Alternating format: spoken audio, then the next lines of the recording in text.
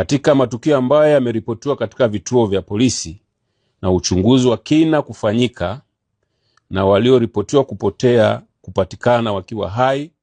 na wengine wakiwa wamekufa, hadi sasa ushahidi kwa baadhi ya matukio yameonyesha sababu zake ni kujiteka,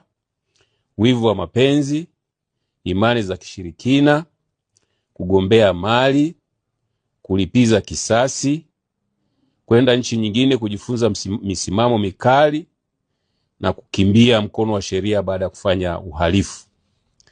Miongoni mwa matukio hayo ambayo yamethibitishwa kwa sababu hizo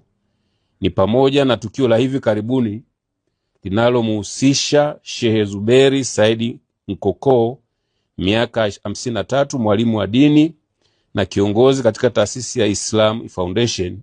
iliyopo mkoani Singida, ambayo pia inajishughulisha na shughuli za kuchinja wanyama.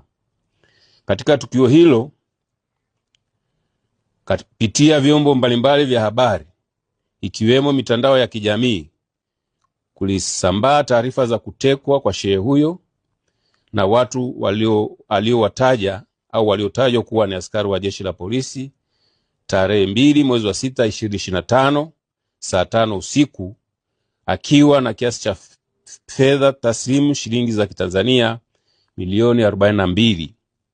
Taarifa ya kupotea kwake pia iliripotiwa polisi. Baada ya uchunguzi, ilibainika kuwa Sheikh Zuberi Said Nkoko hakuwa ametekwa, bali alitengeneza tukio la uongo la kutekwa ili kukimbia madeni aliyokuwa akidaiwa na watu mbalimbali. Majina yao yamehifadhiwa kwa sababu za kiuchunguzi, yenye jumla ya shilingi za Kitanzania milioni 521 na laki 5. Sheikh Zuberi atafikishwa mahakamani baada ya taratibu za kisheria kukamilika. Baadhi ya matukio mengine yaliyohusishwa na utekaji wa watu vikihusishwa vyombo vya dola, lakini baadaye uchunguzi ukabaini kuwa vyombo vya dola havikuhusika kwenye matukio hayo,